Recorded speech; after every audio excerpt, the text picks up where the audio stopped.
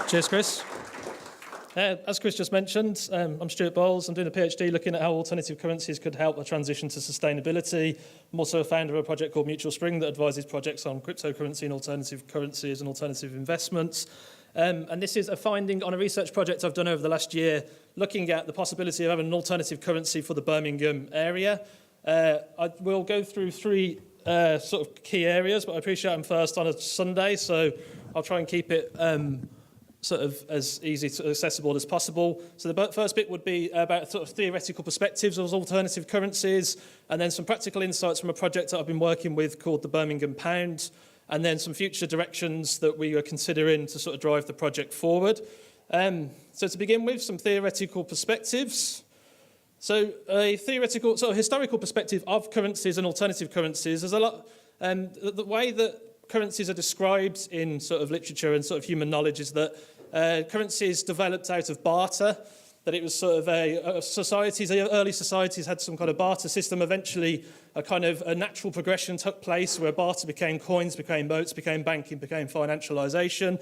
This kind of thing provides a story, or what's known as a discourse, for the sort of modern study of sort of neoclassical economics, which if something like the progression from barter can be perceived as natural or objective and happens to every society regardless of where they are in the world, then it's perceived that it's a sort of a process that takes place regardless of what happens, and it's just a natural stage of human evolution. But actually, a social scientist and a sort of broader range of sort of disciplines are now aware that actually the story of barter is completely bollocks, and there was never ever any example of barter ever found. So even when this was originally proposed by Adam Smith, who's on the back of the £20 notes in the 1770s, explorers went off around the world and looked at every single type of civilization from the Central Africa through to Central America, and never found any society that was using barter as a means of exchange. And what barter did was provide the idea that we're all individuals, that before societies sort of developed, that we all lived in our little huts and we never talked to anybody, and whenever we wanted to talk to anybody, we would grow tomatoes and then go and find someone who wants tomatoes and swap that with potatoes. And it kind of gave the story that we're all individuals, which kind of allowed the development of liberal capitalism, which actually, in fact, it's only kind of the last 30 years that the sort of Daily Mail has got everybody hating each other. Like, prior to that, we were all actually working within communities, and actually there's a lot of evidence that cooperation and community benefit was the main driving force of sort of societies around the world. And this kind of process is discussed as the kind of myth of barter. So there's a really good book in this space called The Debt, the First 5,000 Years, which explores the development of currencies. And again, if this is the kind of thing interests you, just download it free of charge off the internet or listen to the audio book. And again, what that kind of found, that actually currencies have a huge political element to it, that something can't be objective and apolitical. Actually, currencies are incredibly political. And this was sort of seen in the story The Wizard of Oz, which, again, what The Wizard of Oz was actually a criticism of currency in the late 1800s. The Wizard of Oz was a criticism of the gold standard, and if you kind of go through the characters, you had the straw man, which represented the American farmer, the tin man that represented the American proletariat, the cowardly lion, which represented the politician. And the idea was that they were trying to challenge the concept of having a currency that was backed by gold, and actually were proposing a sort of bi-metallic standard, which was represented by Dorothy's slippers, which was silver in the original stories. Obviously, it became ruby in the one that we all love from the 1930s. But the point of that is that to show that actually money is completely political, and it's something that's constructed by societies and always has a political element to it. And then, obviously, in modern times, that really does come through. So since the late sort of, since the 50s, with the sort of dominance of American power, we had the Bretton Woods system, which wasn't just a backing for currency, but also an extension of American power. So, and this is something that you can see even today, that although America sort of technically only controls the United States, anything that's got a dollar bank account is in the control and the jurisdiction of the American financial regulators, which some cryptocurrency projects have been finding around the world. And this, again, is considered or portrayed as kind of a natural stage of evolution, a natural stage of human sort of societal development. But actually, really this is just, again, an extension of power and the extension of control of power over us, sort of through currency usage.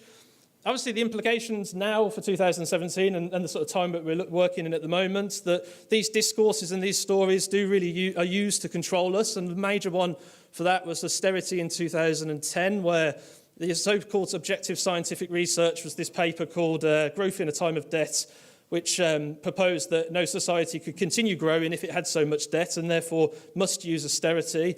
And this was kind of picked up by the kind of elites and the people in control and the powers that be, and shown that this was an objective, a scientific reason for austerity, which actually that paper was proven wrong sort of 4 or 5 months later, but obviously that wasn't portrayed. You know, austerity had started and it was perceived as the way forward. And this really does start to have implications for our society now. Obviously, what was seen in the last election was kind of this idea of the no magic money tree, even though since 2010 we've had a huge amount of quantitative easing, which is the magic money tree. And that kind of economic system really is starting to fail both our generations and the generations before us. You know, it's incredibly unequal. You've now got a system where sort of 1% control over 50% of the wealth. And obviously that's without touching on the complete environmental disaster which our society has got ahead of it, or now. So that's kind of a quick crash course on the kind of theoretical lead up to now. And then the idea really is, can you build alternative economies? Can you build alternative systems that sit outside of this kind of main sort of neoliberal sort of capitalist society? Because ultimately, once you sort of reject the idea that sort of currencies and economies are a natural objective stage of human evolution, and actually it's completely socially constructed and something that us as people and communities can create, we can start to propose alternatives. And one of the famous ones that gets kicked around the hippie community is this sort of iceberg, that the kind of neoliberal capitalist system is only the tip of the iceberg, and everything that we actually do as individuals is a huge amount of stuff below the iceberg, which isn't priced within dollars and sort of within this capitalist system, but actually we still use it to stay alive. And that's where sort of alternative currencies and community currencies start to come into it. And then you can see that when people do start to propose alternatives, that the dominant discourse and the dominant system starts to push back. And as I'm sure you're all aware with the Bitcoin system, that, you know, for the last sort of 6-7 years, the dominant media system has really been trying to tell us that Bitcoin is, supports money laundering and supports criminality, and you shouldn't use it, and it's not a currency. And that's the kind of dominant system that's got a lot to lose from us developing alternatives and us developing sort of systems of exchange that are outside this dominant sort of system.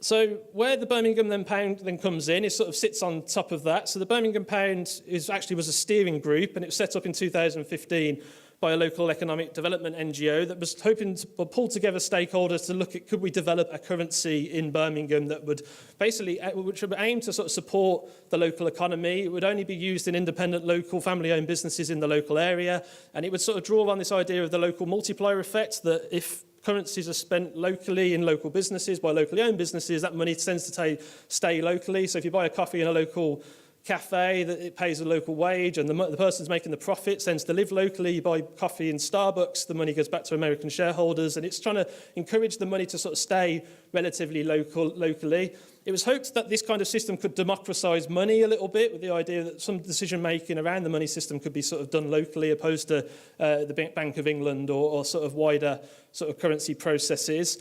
And the steering group hoped to learn from other alternative currency systems that already exist around the world.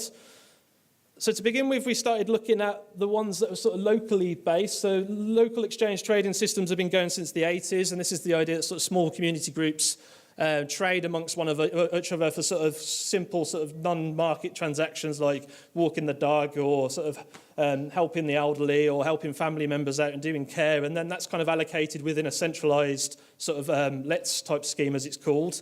That kind of developed into something called time banks, which is that you all kind of, when you give an hour into the system, you get an hour's time credit, and you can use that to buy other people's hours times credit. And like, obviously the interesting thing about that, it kind of completely sits outside of the sort of dominant sort of system of, it's not priced in dollars, it's not priced in pounds. The key thing about this was the kind of inability for it to scale, that these systems only ever sort of sit in very small communities and very committed individuals. So since sort of 2007, 2008, which obviously run in parallel to the development of Bitcoin. There's this idea of complementary local currencies, which is the most famous one in the UK is the Bristol Pound, and that's a map of the Bristol Pound network. And how the Bristol Pound works, or these types of currency systems work, is that you get your pound sterling and you kind of pay into the Bristol Pound. So for £1, you get one Bristol Pound back.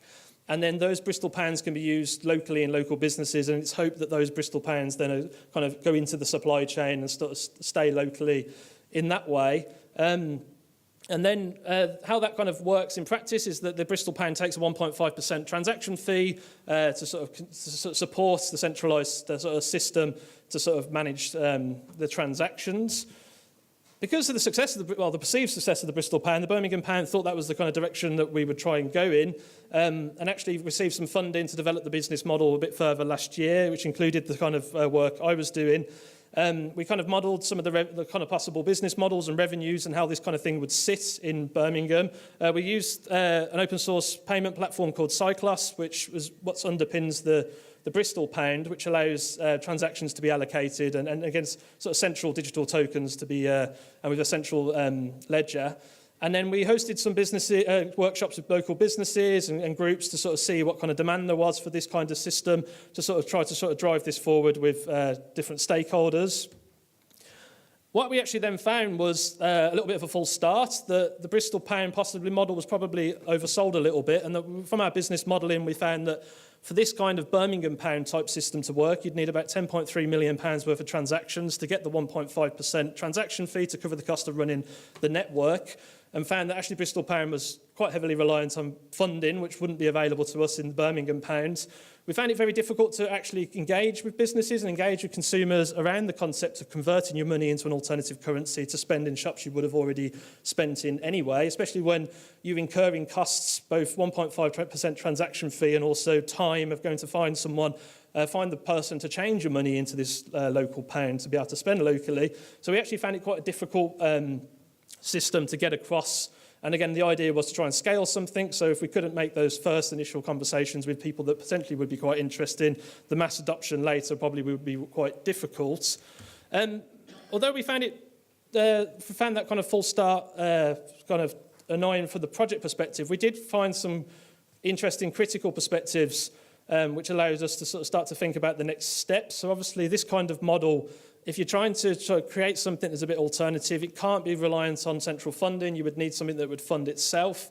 This voucher scheme, which is the kind of one-for-one with the Birmingham, a normal pound, technically is backed by pound sterling, which still is an extension of the current financial system and the current currency system, so it's not really all that alternative. There was cost to usage, which again, the hardened core community of the currency users weren't too bothered about this 1.5% transaction fee, but as soon as you start taking it out to mass adoption, which you would need for sort of £11 million worth of transactions, it becomes difficult to sort of convince people to have a transaction fee, especially when their current sort of money, current sort of payment systems haven't usually got transaction fees sort of attached to it. And then there was, obviously this kind of system would be kind of competition with these like Visa and Apple Pay and such that people are using at the moment. And then the crucial thing to come out with it was that what we found was it wasn't enough just to create a currency, but we had to kind of construct a market alongside the currency to allow that currency to be spent within sort of local shops or local businesses. And so there was sort of two sides to the coin in a way. It was actually the currency itself, but also a network of businesses to accept the currency. So my work from this last sort of 6 months has been focused on trying to find alternatives to the alternative. And it began by looking at models that are already in existence. So this first one would basically be a similar model to the Bristol Pound, but it's basically a blockchain-enabled local currency. This has been now used in Liverpool. So this is Liverpool Pound, which has started about 6 months ago. They're a product of a company called Kolu, which is an Israeli blockchain company who's got $12 million worth of venture capital behind them to try this kind of scheme. They're sort of rolling out local currencies from Israel to cities around Europe. So this local currency, if you can call it local, is also there's one in East London and there's a couple in some Israeli companies, cities. This is also a pound-for-pound model. So for every pound that's on this blockchain that's in circulation, there's a pound in the bank account backing the system.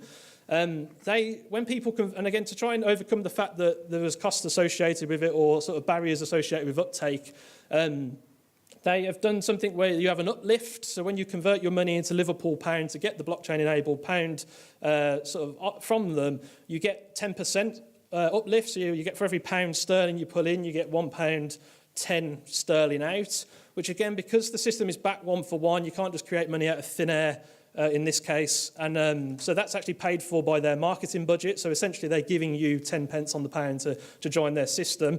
They went out there and they constructed a market in Liverpool. So they engaged with retailers, and those retailers allow you to have a discount if you use Liverpool Pounds. And then their plan, which I thought was quite interesting, I was talking to them a few days ago, that they are sort of seeing this as a long-term plan where they've got tens of thousands are signed up in Liverpool now who are using this, but possibly this is just kind of a front sort of window to a wider cryptocurrency wallet. So if people are using Liverpool Pounds, they're more likely to be open to Ethereum and Monero and other sort of cryptocurrencies. So possibly it's kind of a route to mass adoption with the wider cryptocurrency industry. And then on top of that, there are actual global examples of this type of thing working. So Tether, US dollar Tether, which is on some exchanges, which is basically a dollar, which is a cryptocurrency dollar, but that's backed by dollars sitting in a bank account within the Tether system. Although there's sort of $220 million of US dollar Tether out in the system, there's only sort of $20 million it being backed by. And again, this is quite an interesting sort of way of, it's again similar to banks, how the banking system works at the moment. And then there's also an ATM that did an equity raise on Banks of the Future a few months ago, looking at this kind of system, sort of having a digital dollar and then backing that digital dollar, but building your financial systems sitting on top of the digital dollar. The next thing I looked at was one called Haulcoin. So obviously this is based up in the city of Hull. This got attention a few years ago in the kind of cryptocurrency news as well as the wider news when the project started by a few people in Hull City Council mining normal cryptocurrency with the aim of just giving it away to people with low income, because the project ultimately was aimed at this kind of low income end. You know, they wanted to see if they could use local currencies to sort of address deprivation or poverty in Hull. And when the right-wing press found out that the Haulcoin Hull was printing its own money, essentially, it went completely crazy, and there was loads of like national media articles about how a city isn't allowed to print its own currency, which actually gave Hull even more impetus to try something out. So they got the Bitcoin community, they got a lot of attention from the Bitcoin community, and they basically set up an actual Haulcoin. Instead of mining other cryptocurrencies, they started their own one, which is basically 10 million pre-mined tokens. And the aim of it is to encourage positive social behaviour. So the examples given to me were if somebody quit smoking or somebody has started to work out more and sort of become less sort of obese, they are kind of encouraged to do so by these tokens, which actually there's kind of a wider sort of story in cryptocurrency at the moment looking at the idea of crypto economics, which is using tokens to incentivise good behaviour. So again, this is quite an interesting use of that.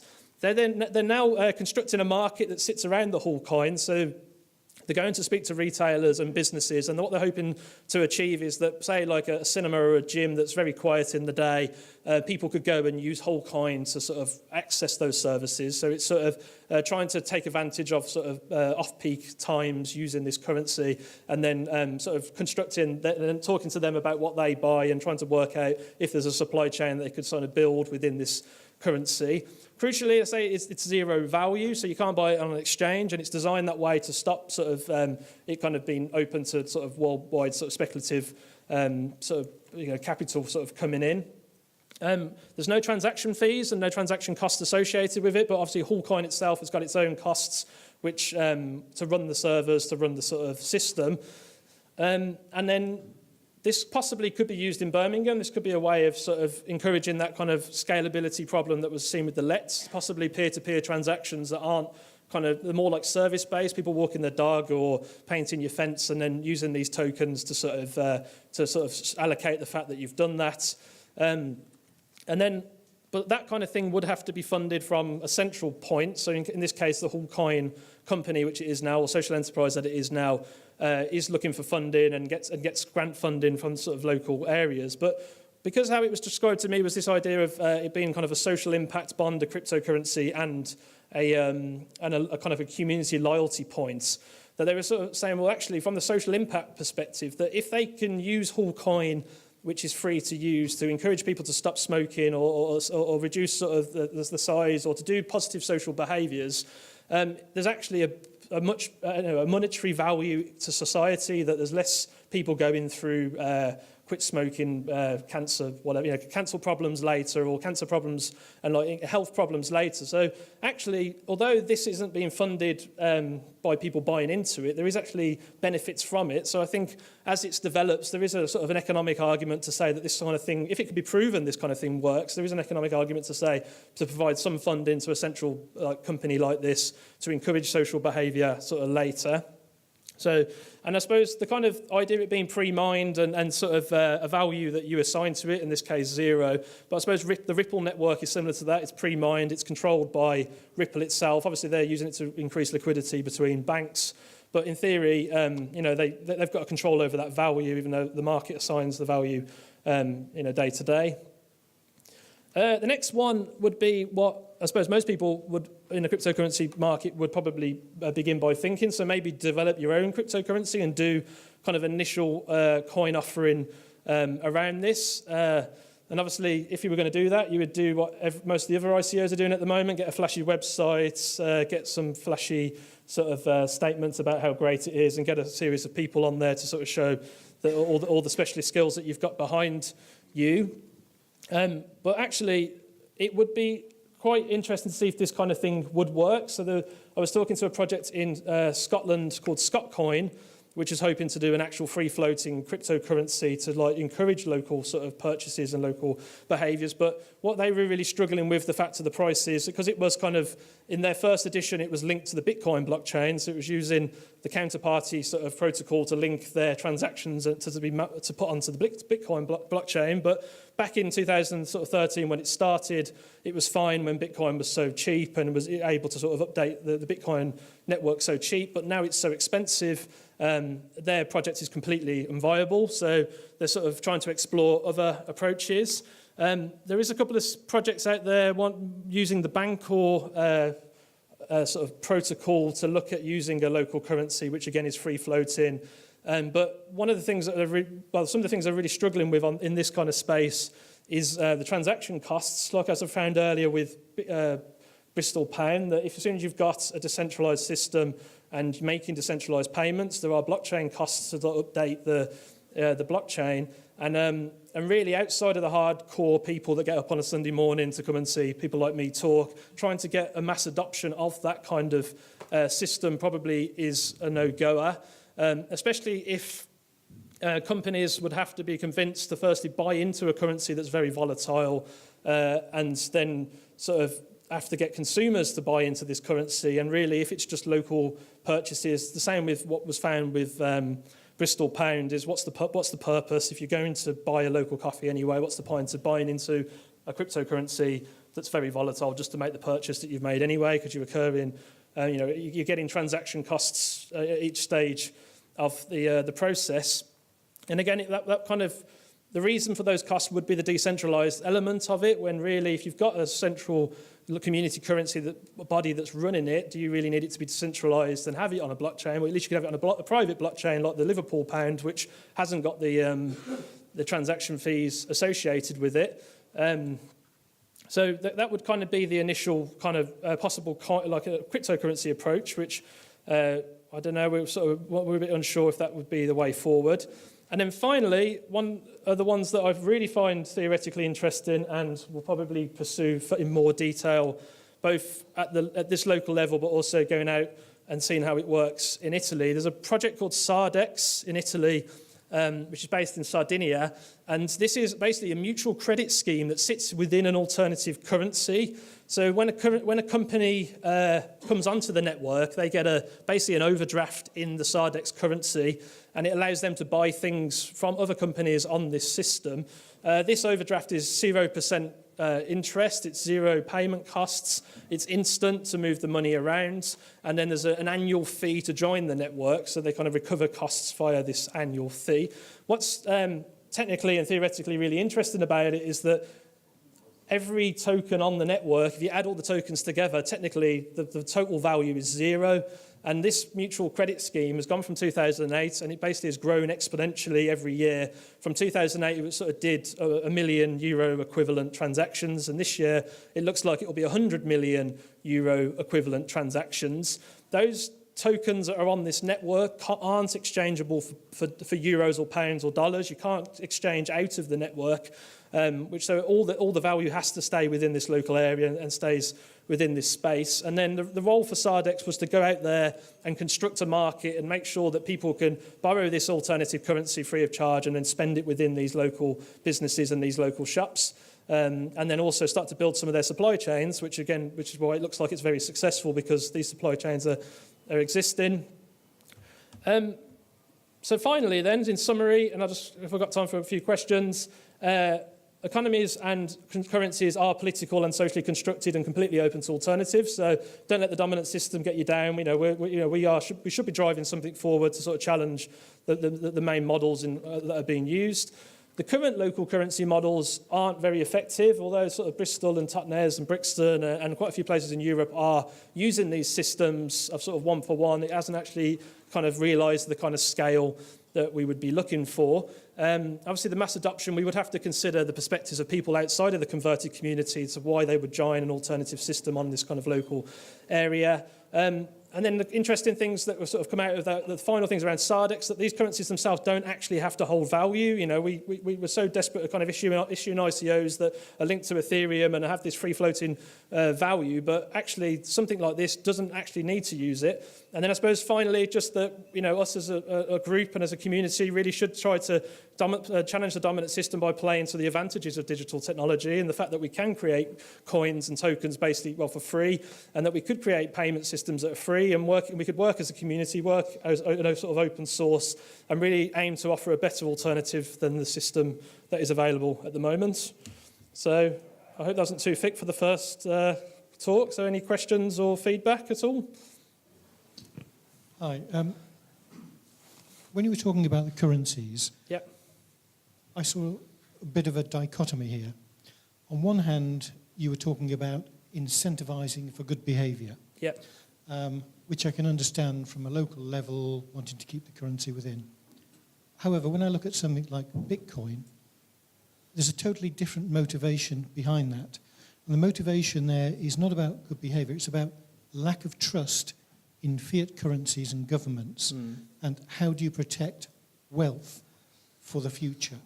And the minute that you have an organisation controlled cryptocurrency, one where the government can attack through legislation or regulatory control, then that falls apart, because at the end of the day, the government's objective is to use fiat currency to gain taxes to spread throughout the country. Well, that's the theory anyway. So Bitcoin, I see, is a completely different aspect. The reason why it's been successful is its ability to withstand interference from third parties. That's a fair comment. I suppose that's why I was trying to offer a broad perspective of different solutions to try to address this. Obviously, you know, I've been a Bitcoin convert for quite a while, but as a currency day to day, Bitcoin isn't actually a very effective currency to use unless you're going on, you need to buy something illicit or something that's outside of the government control. Trying to convince an average consumer to convert their money into Bitcoin to buy something they would have bought already, I think is a challenge for our industry. But I think it's a question of, as you mentioned, a level of adoption, that until you get sufficient level of adoption, it can't become a currency because there aren't enough shops to take it, etc. So maybe you have to go through a cycle of using it for wealth. Then, once it's got mass adoption, and we're already seeing institutions taking this on, then you get expansion. Then with the expansion comes phase 2, which is adoption for currency. And I think this is where we're going to be seeing over the next sort of 5 or 10 years how effective that will be.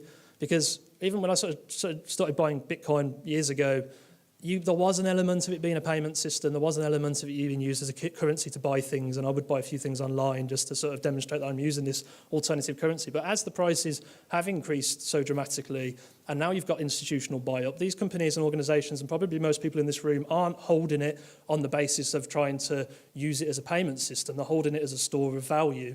And that kind of, the thing that's happened a week or so ago that sort of was cancelled really cemented that element, which really Bitcoin is starting to become a gold which you hold in the background and preserve some of your wealth as long as the price keeps going up. But actually a day-to-day payment system, I don't think Bitcoin is able to do that, but there's a range of other currencies that are starting to fill that gap. Okay, super. Maybe we can bring that back in the panel discussion. So everyone, round of applause for Stuart, please. Brilliant.